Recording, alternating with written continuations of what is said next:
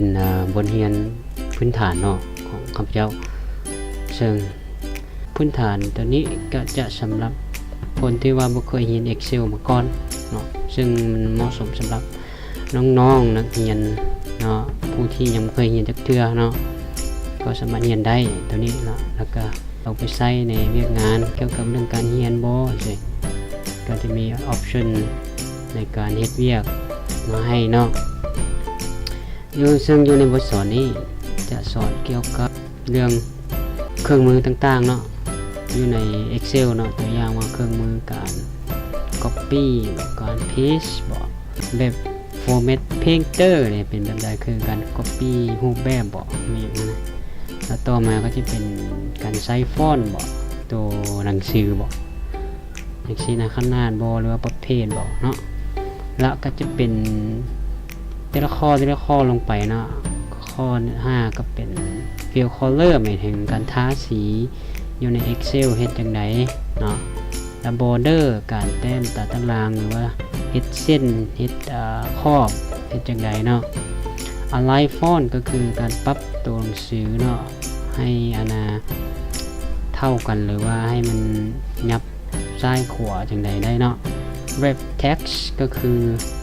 ฮัดตัวหนังสือให้มันอยู่ในเซลล์เดียวเนาะในเซลล์ที่ว่าเพราะว่า Excel มันจะมีเป็นเซลล์เด้เป็นเบิ่งรายละเอียดได้นะว่าเป็นจังไดและ merge การจัดห้องให้เข้ากันหรือว่าให้มัน merge เข้ากันเนาะอยู่ในเซลล์ตัวอย่าง2เซลล์แล้วเอามาเข้ากันนะและ number format ก็จะเป็นการเปลี่ยนแบบตัวเลขหรือว่าเปลี่ยนตัวอย่างว่าเลขบ่มีจำบ่มีจุดเอาเปลี่ยนจังไดนะข้อ11ก็คือเซลล์สไตล์หมายถึงการเรียนเกี่ยวกับการปรับตารางแล้วก็สไตล์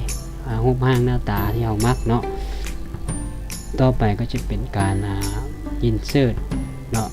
หรือว่าเพิ่มแถวเนาะเข้าไปและได้ใช้ในการเรียนเวียกแบบใดเนาะข้อ13ก็คือ delete ลบจังไดแล้วก็14 format จะไปเฮ็ดรูปแบบต่างๆของเซลล์แบบใดเนาะแล้วก็ clear เนาะเครื่องมือ clear หมายถึงเขาลบคือกัน delete กับ clear ต่างกัน delete ก็คือลบไปเลยนะ clear ก็จะเป็นเขาลบรูปแบบบ่แม่นเนาะไปเบิ่งรายละเอียดได้นะเรียนอยู่ในบทสอนแล้วก็ sort คือการจัดลำดับตัวหนังสือหรือตัวเลขเนาะแล้วก็ไฟล์เสาหาอีหยังอยู่ในเซลล์เฮ็ดจังไดเนาะแล้วก็18 insert more sheet เฮ็ดจังไดต่อไปก็จะเป็นบทที่3เนาะบทที่3ก็จะเป็นเว้าถึงการแต้มหรือว่าการ insert รูปร่างหรือว่ารูปต่างๆเนาะออกมาแบบใดเนาะแล้วก็การปรับขนาดบอแล้วก็ใส่ไอคอนบอหรือว่าเฮ็ดเป็นคล้ายๆว่าเขาดีไซน์เป็นรูปร่างหน้าตาหรือว่าไอคอนตกแต่งหน้าเอกสารบอต่างๆอย่างนั้นนะแล้วก็เขาอันนี้เป็นการเรียนในการวางรูปแบบต่างๆเนาะมาฮอดบทที่4ก็คือวันนี้มาเรียนเรื่องสูตรได้นี่สูตรพื้นฐานก็จะมีสูตรพื้นฐานหลักๆที่ว่าเรียนใน Excel ต้องรู้สูตรเนาะคันบ่รู้สูตรก็จะไปใช้เวียกงานบ่ได้อันนี้สูตรพื้นฐานก็จะมีพวกบวกลบคูณหารโมเฮ็ดจังไดเนาะแล้วก็ sum max พวกสูตร sum สูตร max สูตร min ก็คือใช้ในการสอบตัวเลขน้อยตัวเลขใหญ่นะแล้วก็ค่าหมายถึงการนับแล้วก็ average การเฉลี่ยจังไดแล้วก็สูตรมื้อสูตรอาทิตย์แล้วก็สูตรtoday หมายถึงสูตรมื้อนี้บ่เฮ็ดจังไดสูตรมันสูตรเยียเนาะซึ่งเป็นสูตรพื้นฐานแท้ๆเนาะที่ว่าต้องรู้เนาะในการจะไปเรียนสูตรตัวแอดวานซ์ขึ้นตื้มนะก็ต้องรู้สูตรพวกนี้ก่อนเนาะ